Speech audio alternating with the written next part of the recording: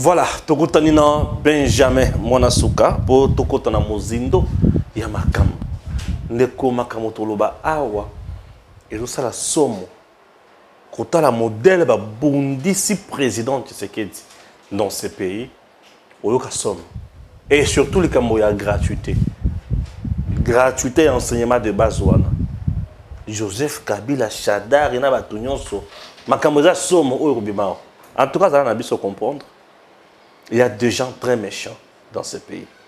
Et ceux qui te l'ont sur la révélation, pour comprendre. On démarre. Benjamin, bonjour. Bonjour Papa Stéphane, bonjour Nabalandinion, surtout il y a Eden télévision officielle, Oyo, Bazawana, Kocha Megana Bango, Kota Labiso, ko liker, ko partager vraiment. On est ensemble avec et Congo na motema, tout le monde est matondi mingi. Très bien. Balanda biso na bokebi po. Merci beaucoup. Tu as un dossier à l'Ibosso, il y a gratuité et enseignement de base. Et le coup, André Bundisama Mingi, il y a deux buts, il y a gratuité et enseignement de base. Et Bandakana, ministre de l'Ibosso, Ezalaka Willy Bakonga. Tu as dit que Willy Bakonga a Bundisa gratuité, mais c'est ça, solo to ya lokuta. Oui, Willy Bakonga a Bundisa yi, na famille politique na yi. Pour les cambouitales gratuité et enseignement. Et ça y est, mouta bundisa gratuité te. Te y est mouta bundisa gratuité te. La preuve en est que Marambo tout au vivre les c'est parce que d'abord c'est un enseignant. Oh, il y a une école primaire, école secondaire, ayebi passe qui là c'est un promoteur, il y a une école. Et aujourd'hui ceux qui ont parmi ba piloko ou ba pilier au mokonzambo ka tout à tolo na campagne c'est entre autres la gratuité de l'enseignement. Et dans la gratuité de l'enseignement, c'était où ils allaient constitutionnel. Ça veut dire que comment qui na constitution que ban enseigner les batanga qui là si y a offert. Maintenant na rocha en application, il fallait poser la moi na mboka Félix, attends c'est que du Chilombo, a comme président de la République pour tout le monde la gratuité wana ko salema. Et moto ba pesa ki mokumba, il y a gratuité de l'enseignement, il y a liboso c'était bien et bien Willy Bakonga. Et Ndeko wana a travaillé à Kitoko. Mais le problème est que manque de communication, na diabolisation où tout autour il y a personnalité ya Willy Bakonga. Parce que au moment à l'époque tant gratuité banda que je pense que batu ba pesaka fati chance. Ya ko baté gratuité wana ko simbate et ko simbate. Babosani que lokola ezali obligation constitutionnelle. Il fallait être la mise en application. Or, ça faisait 18 ans où Maramouane les a quitté. Et famille politique, il y a Willy Bakonga à l'époque, le PPRD na banani. Bazoua qui occasion non, c'est maintenant qu'on doit bloquer les chefs de l'État. Bakoma qui côté la gratuité de l'enseignement. Balinga qui a exécuté na ba ordre qui ngakati. Parce que tu dois comprendre quelque chose, papa Stéphane, que na gouvernement où les ministres travaillaient pour l'intérêt des individus. On a monté le roi bomba tête au fanana yo awa ministre aloba ke non na benga ki yemei. Ouais. Na benga ki yemei. C'est qu'il y avait un président de la République, il y avait aussi yemei. Yemei ebisa kinga. Nous avons vu des ministres qui ont bloqué par ordonnance du président de la République. Pendant autant de mois. Parce que nous sommes dans un régime où, même si le président a nommé, et c'est le ministre à titre a contresigné. On a vu le ministre à portefeuille qui a bloqué l'ordonnance présidentielle. Les nominations, il y a Sama Lukonde. Sama Lukonde, Baba Kyungo Mwanza, et puis na Moussa Zaka Kombo Kimbazaka Misato. Et tout le monde a beaucoup. C'est comme ça que ce type-là, Willy Bakonga, a travaillé. Malgré les blocages, à sali ça examen d'État.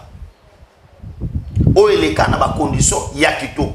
On dirait que Chadar a collé à Willy Bakonga dans la chemise. Et ça m'a beaucoup de plusieurs fois menacé. Il faut te dire ça. Plusieurs fois menacé par Chadar. Chadar a bloqué Willy Bakonga, bouton et Katani à Bilamba. Un ministre. Kata Willy Bakonga chemise. Oui, à passer les chemises. Pour nous dire que non, comment ils ont exécuté la gratuité de l'enseignement? Pourquoi il y a ça là qui est gratuit? Parce que gratuit de l'enseignement, c'est réussir. Aujourd'hui, quand nous parlons de la gratuité de l'enseignement, les gens voient directement Félix à tous de Chilombo. On ne va pas voir Willy Bakonga. Non, même pas. Même Vous pas. comprenez? Mais c'est quelqu'un qui avait mis en place à ça là qui en sorte que la gratuité de l'enseignement ils allaient appliquer partout. Et puis, ils allaient, Kobanda première primaire, pour enseignement de base, tout qui est na 8e, 7e, na 8e. Donc, Willy Bakonga qui est na niveau. Mais, nazoko sate ba parents bazawana. Tout ça qui na 7e, na 8e. Oh, yobana batanga qui ofele.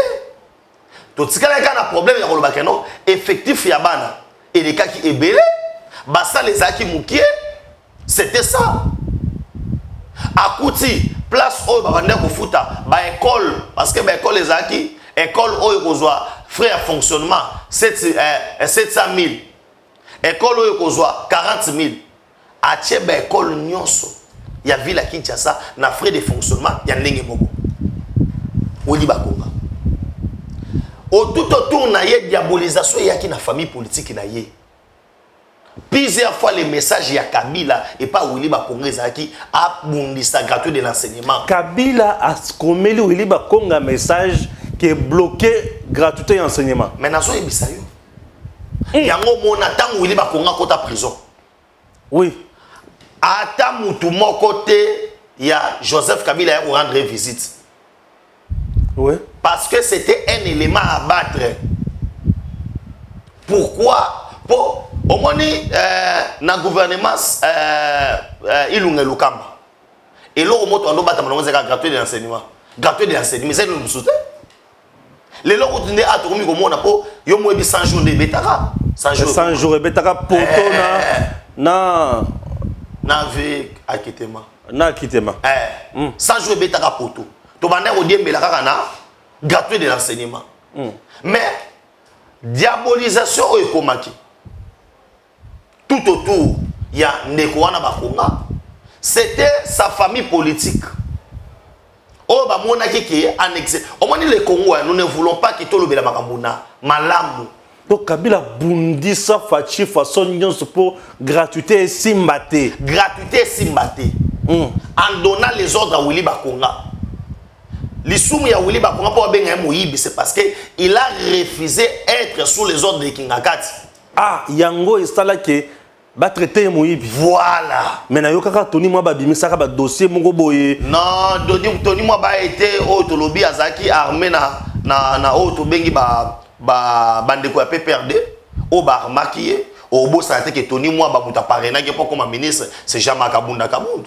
On a surtout au bon bango. Non, c'était Jean-Marc Kabunda Kabund. Comme Kabund voulait être azalana même mise na PST et tout consort. C'est pourquoi on devait faire que Bakonga comme un élément à battre, Bachaye Nassé pour Tony Mwaba Aya, Tony Mwaba Aya dans l'enseignement. Aya na nini awa 7e na 8e, bana ba mo futambon. Nombre d'effectifs Oyo Tony Mwaba Lobaka que Willy Bakonga kotsa. Ti le bazapi. Ba mbongo wana ba fictif ki wapi. Or par contre, Tony Mwaba bénéficié de Marambo Ebele. Il a bénéficié d'un gouvernement où le Premier ministre Azali Samaloukonde, qui travaille dans la vision chef de l'État. Mais Willy Bakonga avait travaillé avec un Premier ministre qui ne travaillait pas pour l'intérêt de Fachi Béton. Vous avez la différence. Parce que le Premier ministre, comme étant chef du gouvernement, nous sommes bloqués. Mais il travaille ce que le ministre a fait vert.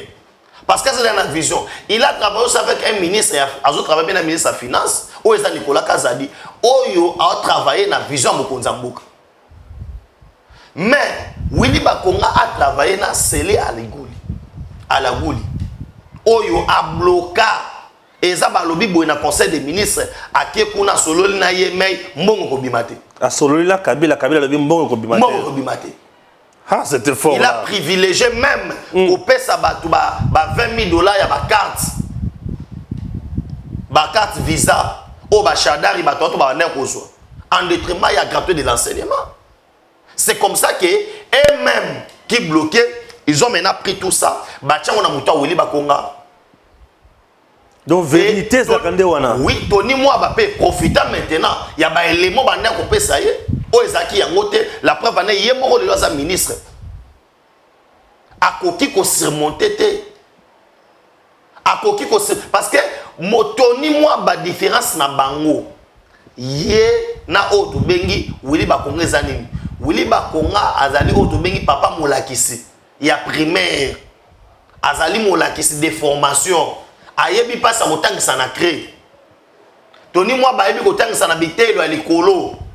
L'université. Mais Willy Bakonga vient à Masali yango na autre bengi kotangisa na primaire. Na yoka ki azaki professeur et histoire.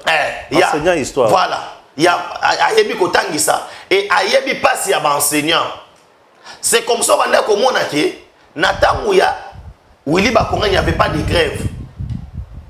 Il y a ba enseignant. Parce qu'il savait déjà comment communier. Ayeba ki o ba sango bazwaka.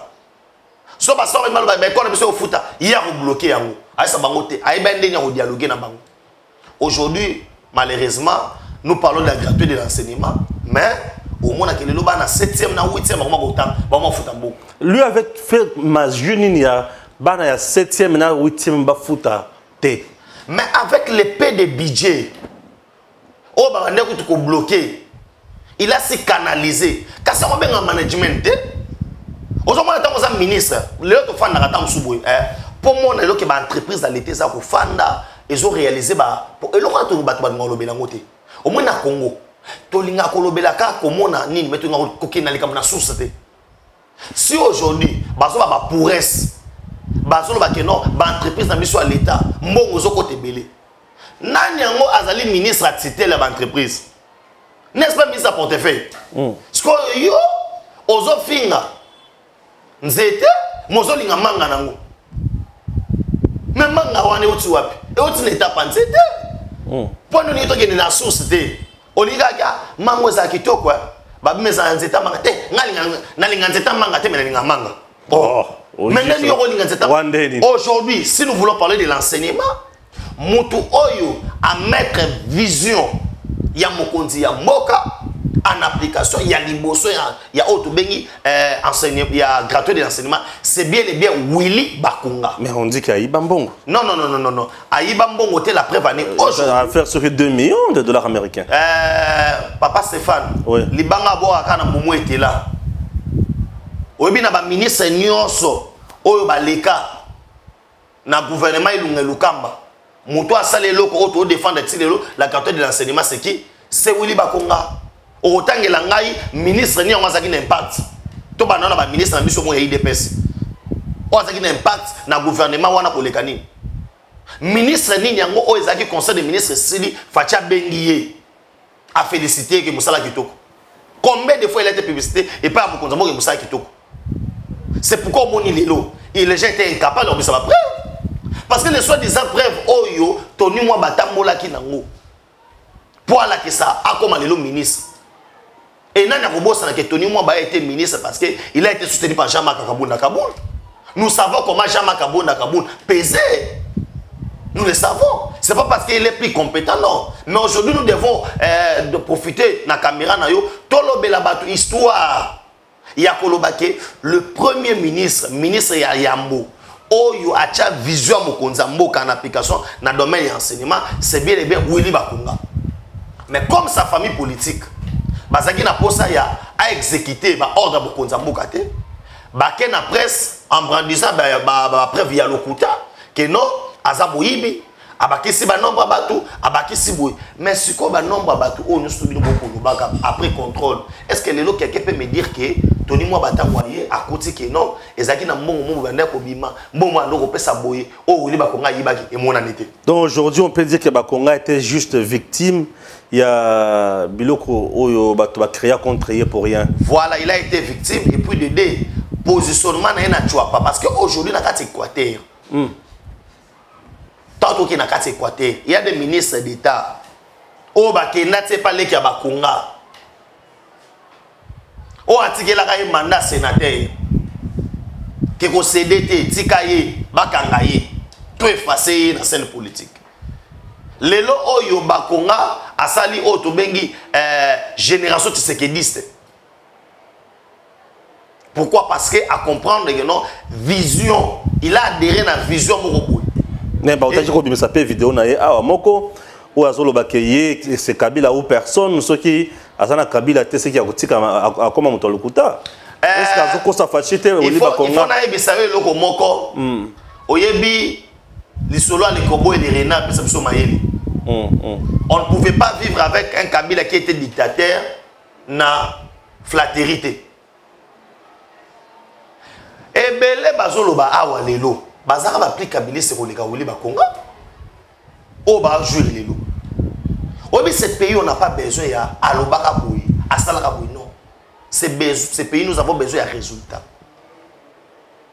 N'est-ce pas? Il avait mis en application la gratuité de l'enseignement, vrai ou faux? Vrai. N'est-ce pas? Abunaka pour la gratuité de l'enseignement, vrai. N'est-ce pas? À comment à niveau, il y a Bazo Bomanana Bandeko, il y a PPRD. S'il est kabiliste, ce qui a l'ingaki Kabila pour les Kamakasi. Tout le monde a rabattu côté de la prison. Ah, Kabila fait la délégation. Tout le monde a maman qui est mango. Pourquoi n'y a pas maman qui est d'accord? Ah, là, je ne sais pas. Ah, allez-y comprendre. Parce que Zaki sende oyo et kangami bandeko. Nakati ya kingo akwa et kangami bango la carte de l'enseignement. Yo ndenge ni nyoko sala ki carte de l'enseignement et simba. Mais moi je suis le ministre pour le peuple congolais. Le peuple congolais va me juger. C'est tout. Pourquoi aujourd'hui tu fais tout à dit oh, mais tout résolu dans ma lame. Imagine yango oyo bakonga salaka pour 7e na 8e batanga au félé. Tu veux me dire qu'aujourd'hui Tony Mwaba a un effort pour la point wana? Non, Tony Mwaba a sa musanaye a bénéficié de la confiance en Mokonza Mboka. Tony Mwaba a travaillé dans des conditions oyo ya kitoko.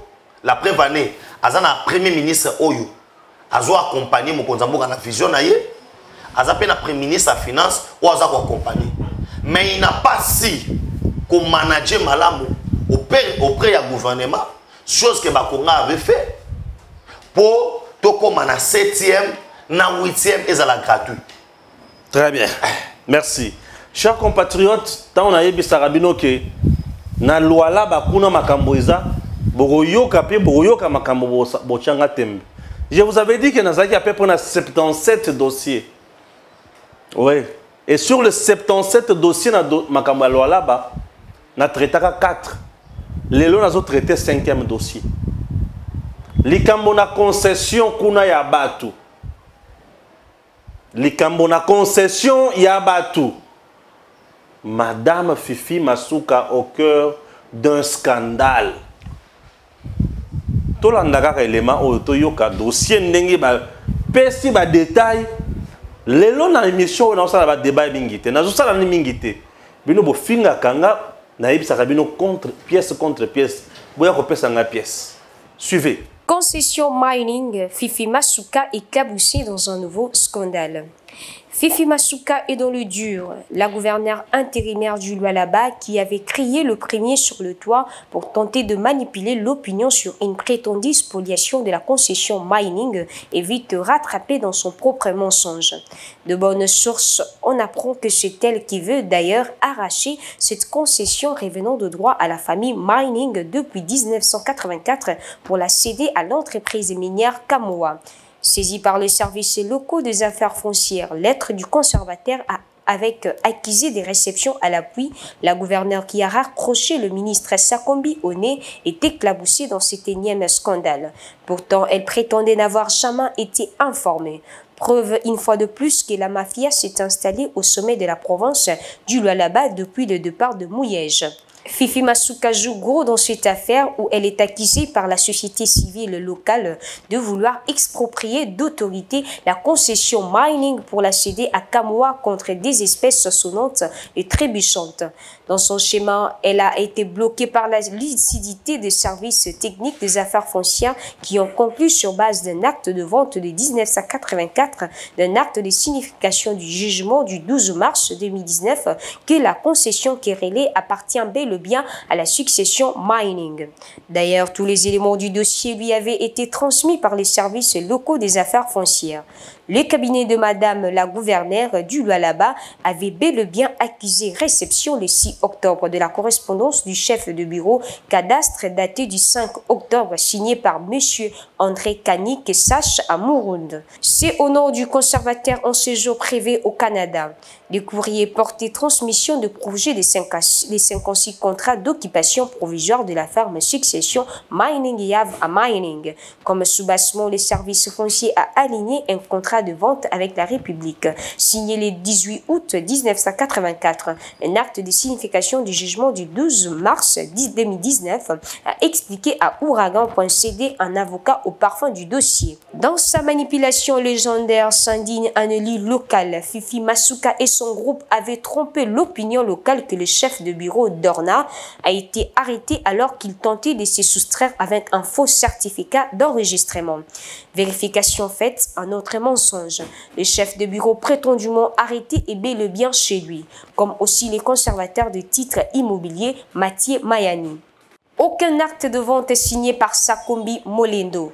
Le ministre national des Affaires foncières Sakombi Molendo n'a signé aucun acte de vente de la concession Mining. Sa lettre est adressée au conservateur des titres immobiliers de Kolwezi après analyse du dossier par les services techniques compétents conformément à la loi est claire. Nulle part il a été fait mention de vente. Le drame, c'est que la gouverneure intérimaire ne s'est pas donné la peine de pénétrer même une minute la correspondance de Sakombi du 9 septembre 2022 qui réagissait au courrier lui adressé par l'avocat de la famille Mining Yav à Mining. Avec jugement à l'appui, maître Kifwabala Tekila a prouvé noir sur blanc l'appartenance de cette portion de terre à sa cliente. Comme soubassement, les services fonciers a d'ailleurs aligné un contrat de vente avec la République du 18 août 1984 et un acte de signification du jugement du 12 mars 2019. Méticulé, Sakombi rappelle le fait dans sa lettre. Il est établi au regard des éléments du dossier que le propriétaire décédé Mining Yav à Mining avait conclu un acte de vente avec l'État congolais représenté par l'ancien commissaire d'État aux finances et budget le 14 août 1984 sur la ferme Moussoka située à 30 km de Kolwezi. Je suis saisi par maître Kifwabala Tekila Aya, agissant pour le compte de la succession Mining Yav à Mining, représentée par sa liquidatrice Madame Mining Kadid Claire.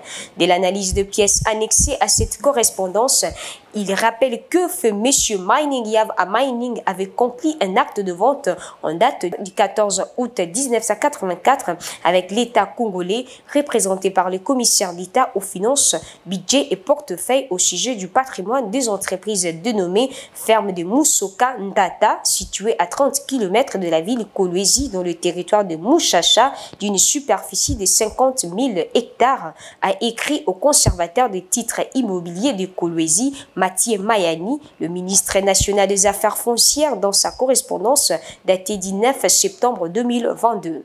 L'acte de vente conclu avec la République subordonnait l'établissement de titres fonciers et immobiliers qu'après le paiement total des sommes convenues au bénéfice du trésor public. La dette au profit du trésor public ayant été entièrement payée, fait Mining Yav à Mining devenait, au regard de la loi foncière, titulaire d'un droit à devenir concessionnaire sur ces fonds qui d'ailleurs est jusqu'à ce jour exploité par sa succession, a-t-il ajouté. Voilà pourquoi a rappelé Sakombi Molendo dans le but d'honorer les engagements pris par la République, de faire respecter et de sécuriser le droit à la propriété privée consacré et protégé par l'article 43 de la Constitution, et je vous instruis en exécution des articles 49, 181, 183 de la loi foncière et 14 de l'ordonnance numéro 74 148 du 2 juillet 1974 portant mesures d'exécution de la loi foncière, de me transmettre d'urgence pour signature et sans atermoiement le projet d'arrêté de création de la parcelle ainsi que celui de contrat de concession amphithéotique de la dite concession au nom des héritiers Mining Yav à Mining qui peuvent à cet effet vous approcher pour les formalités d'usage, a souligné Sakombi se référant aux éléments du dossier lui transmis. La campagne de SAP de Masuka contre Sakombi. En analysant le fait, on se rend compte de la médisance. Il n'y a aucun acte de vente, aucun acte de lotissement pris par Sakombi Molindo. Curieusement, Fifi Masuka s'est empressé de descendre le ministre national des Affaires foncières via ses robots communicants. Pour nuire à Sakombi, elle a même prétendu qu'il ne l'a pas mise en copie alors que tous les éléments du dossier ont été transmis à son cabinet par le soin des services locaux des affaires foncières. Il saute ainsi aux yeux que l'administration Masuka verse dans des combines, dénonce un activiste pro-démocratie. Autant d'éléments d'éclairage qui font et vont faire manquer d'arguments à Masuka. Incapable de brandir à ce stade un seul acte via lequel le ministre national des Affaires foncières a pu spolier soit une personne physique, soit une personne morale ou a pu effectuer un quelconque lotissement sur ce terrain en faveur de X ou Y. Tempête un député provincial de Lualaba. Au lieu de se saisir le ministre Sakombi en faisant des observations sur base des éléments en sa possession comme l'exige l'élégance républicaine, Masuka s'est mise à instrumenter les chefs coutumiers, lesquels ont encore gratuitement accusé Sakombi Molindo des spoliations. Ignorant que les courriers de service attitrés du Lualaba du Mont saisis par le ministre national et tous les éléments relatifs au dossier ont été régulièrement transmis pour compétence au ministre provincial des Affaires foncières et au cabinet du gouverneur, l'accusé de réception faisant foi. Et donc, à ce jour, il n'y a rien de décisif, nous dit-on. Le processus de régularisation est plutôt déclenché. Les équipes techniques des affaires foncières travaillent sur le terrain avant de boucler le dossier par un acte de régularisation. Au finish, la propriétaire, la famille Mining, devra payer le droit à l'État. Ont clarifié les experts des affaires foncières. Tournée en bourrique par ses services, Fifi Masuka persiste dans le faux, le mensonge, la médisance et la manipulation de l'opinion publique. Et comme la vérité a éclaté au grand sur base de toutes les correspondances parvenues à son cabinet, l'Assemblée provinciale, accusée par les leaders d'opinion locaux d'être dans sa poche, doit demander de compte à Masuka. Pour se donner bonne conscience et flouer davantage l'opinion, voilà pourquoi la chef intérimaire de l'exécutif provincial du Lualaba et quelques députés provinciaux ont annoncé l'arrestation du chef de bureau d'Orna, ce qui est totalement faux. La réalité est que la concession mining doit être vendue à Kamoa et la gouverneure ne veut pas reculer. Elle s'est bombé le torse d'avoir de parapluies partout et il n'y aura rien.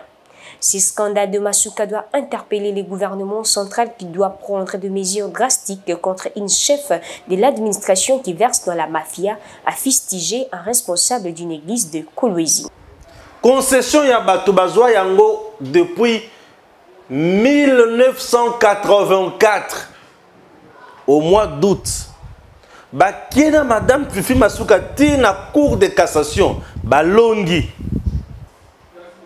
Mais madame Fifi azoli na beta bango ba je ya boy na koloba mingi nano awate. Madame Fifi Masuka pesa beso explication akangami loboko na na ebisa kamino que les lois là-bas c'est l'affairisme là-bas. Bon na rentrer dans ça ba G. Les lois là-bas ba congolais bazon souffrir na ba entreprise na bango. Les Congolais sont dans l'entreprise, il y a des Chinois qui sont kwama. Que l'autorité qui est installée dans la loi là-bas, c'est une autorité qui est absente pour l'intérêt à peuple. Loi là-bas, Batubabou Yakanga. Il y a un dossier. Il y a des zones qui sont alors, il y a des relations minene, bisika minene, parapluie minene, mutokosala elo côté aza. Lupang biloko abatu. Ate que lango appelle ça une entreprise de minière Kamoa. Et le quoi batu. Non, et le quoi batu. Et paraît-il que yende mutozana pour ça la nini azwa asomba yango ya batu aux gouverneurs, aux maires de la ville politique. Sala musala na yo. Et comme na biloko ya batu ndenge nini. Et batu kuna bazo silika balobi mais état de droit fachi yango yo. Awazolo bakaka ifachi est-ce que fachi ndozo tinda ye asala makambo bota la bisika bazo kotisa fachi na lwalaba Benjamin Mwanasuka. Non papa Stéphane, est-ce que na intervenu moi muke ba il faut ba yeba boy ba gouverneur ba za ba représentant chef de l'état dans la province Nyon surtout gouverneur à Salamabé, na province ou na bazo inandé chef de l'État. Parce que ngaï na onde to fandara awa.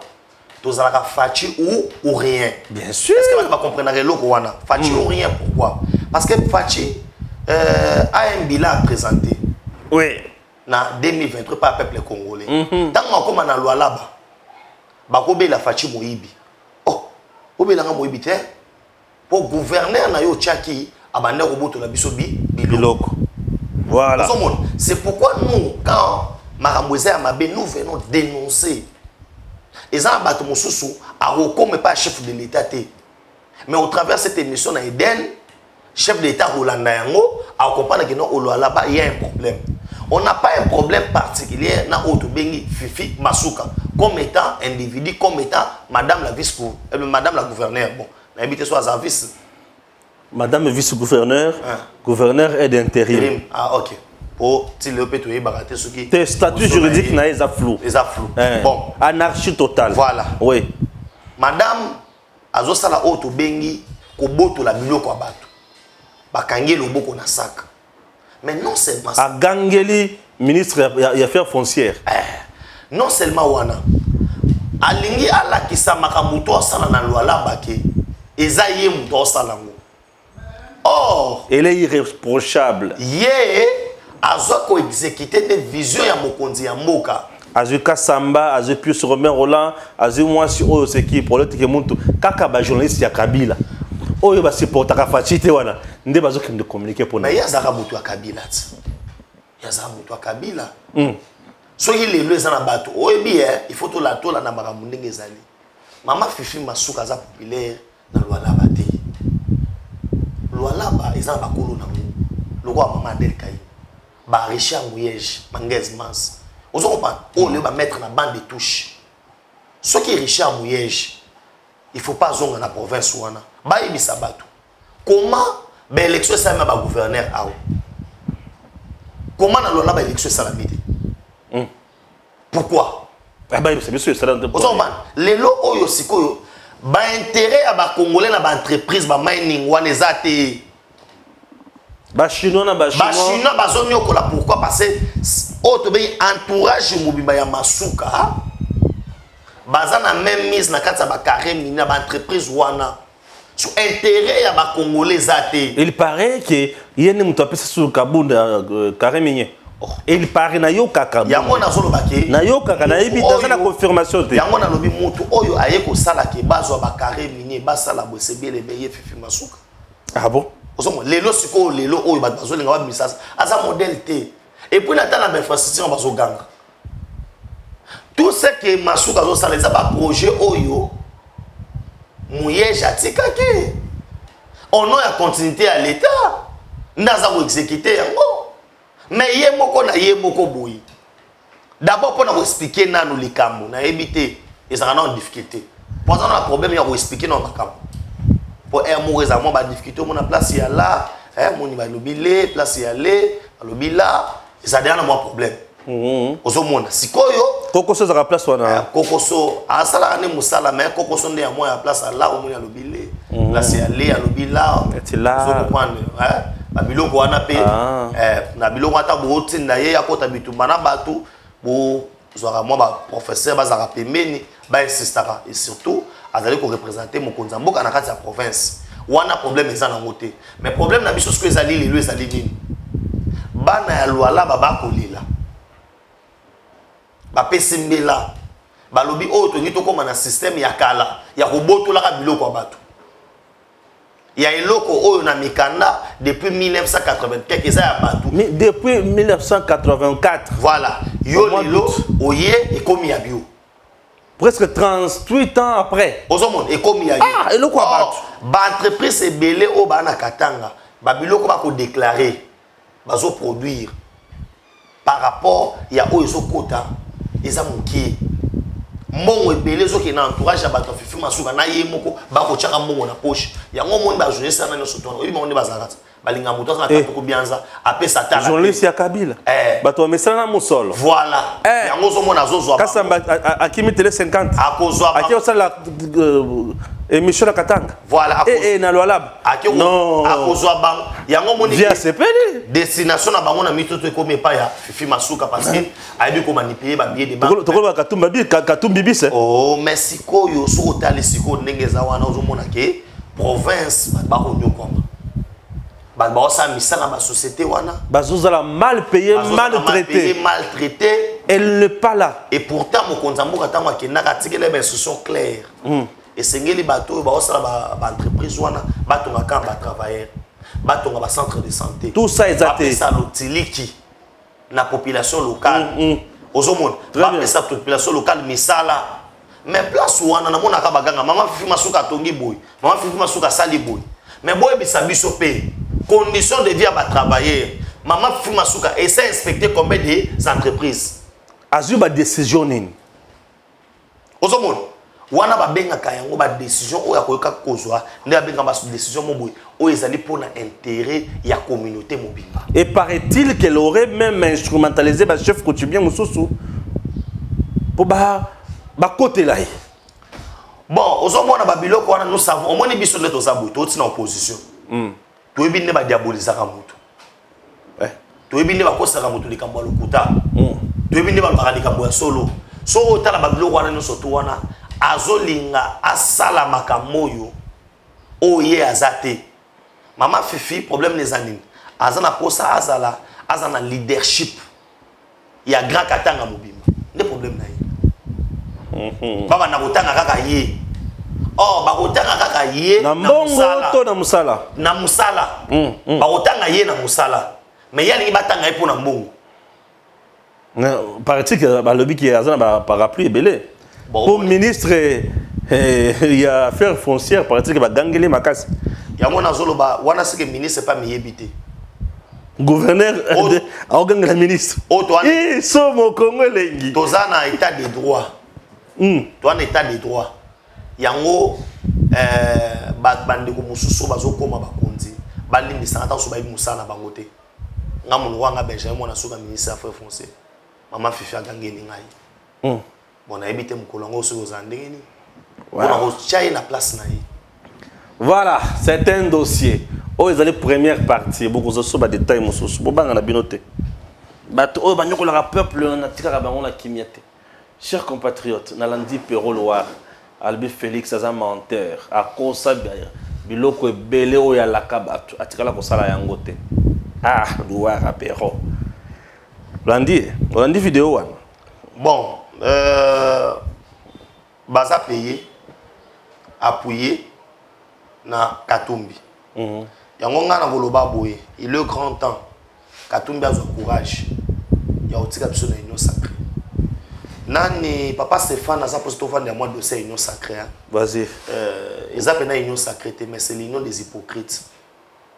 Et bon mona bangonyo surtout na début 2023. Hôtel Sabanduki na bango. Comment tozana ba ministre?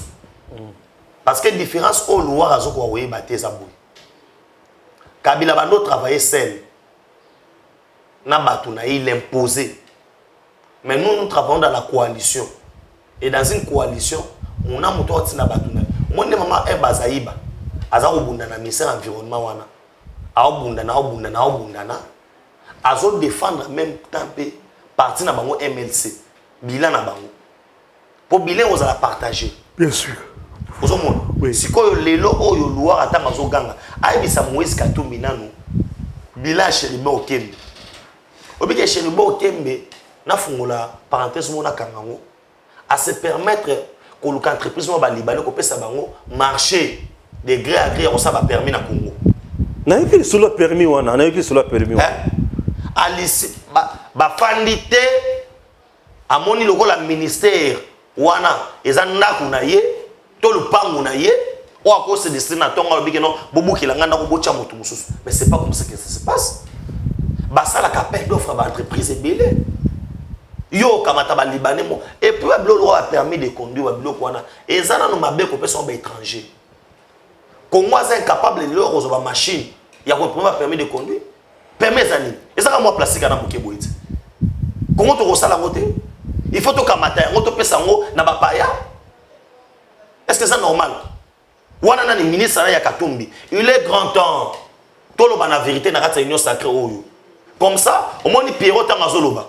C'est que c'est hasard ridicule. Pour muta futaka ye. Muta sala ke yazala. Azala kata gouvernement. Na wa ministre. Parce qu'on combat Tshisekedi on a les Camerounais. Parce que les ministres sont là. Mais et comme ils bangon de bololo. Parce que Katumbi ne veut pas être ridiculisé. Il sait que soit le Bilelo qui a quitté l'Union sacrée. Aucun de ces ministres en a. Et ils ont un échec politique. Si vous avez un mais les gens comprennent que aujourd'hui, Dieu va nous garder. Misolo et comme on a tout quitté dans la province. En 2023, on va esquisser sur l'autorisation dans le plateau à Boïté. En 2023, on va Fifi Masuka Saki Boy. Tokei to tali eska sala kiango te asala kiango te bana mboka biso to komi awa to moni yango te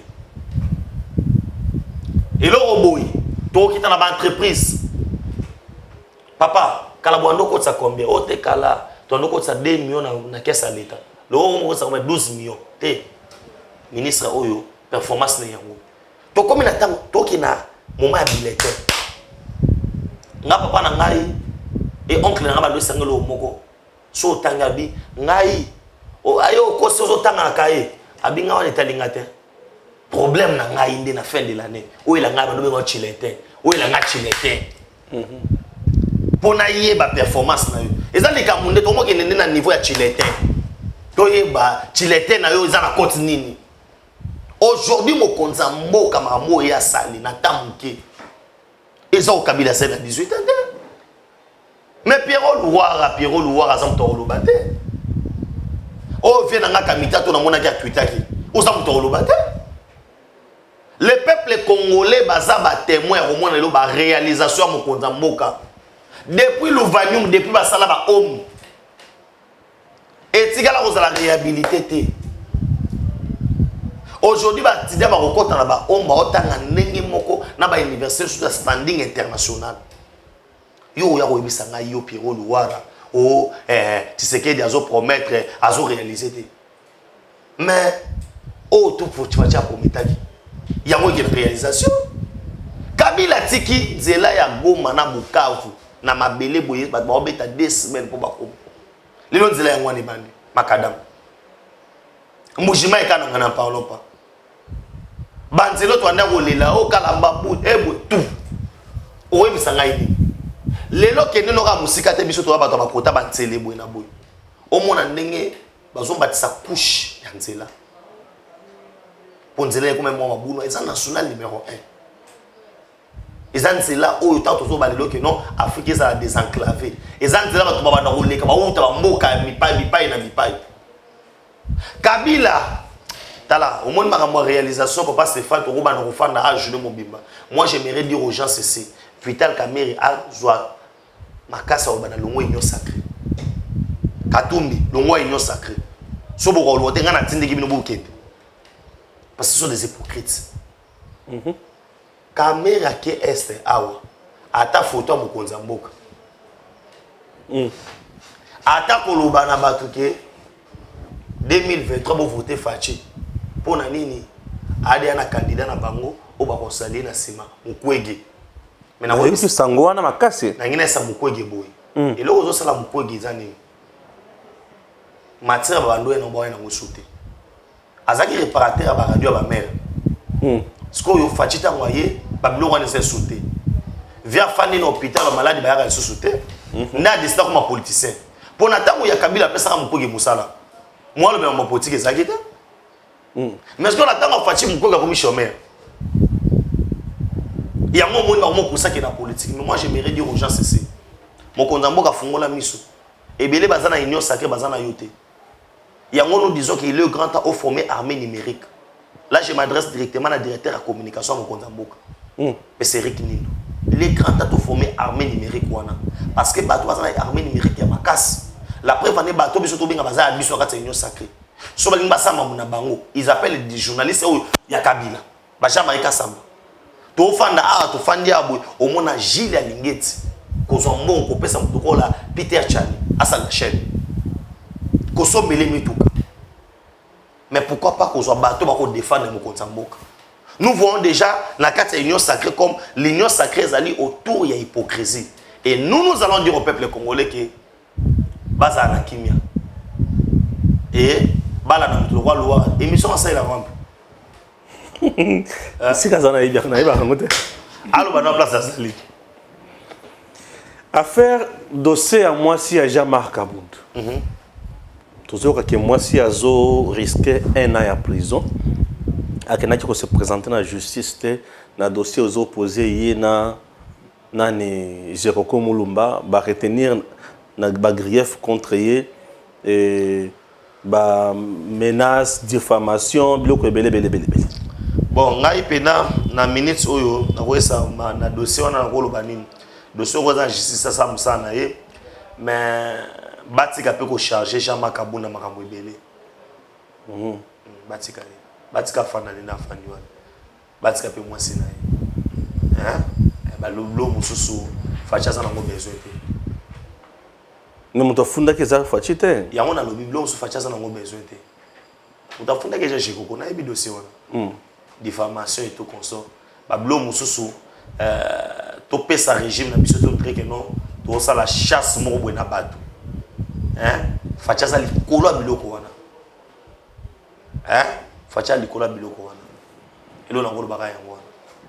Merci. Voilà. Tokomi na soka ya émission na biso. Tokutani bongo mbala sima.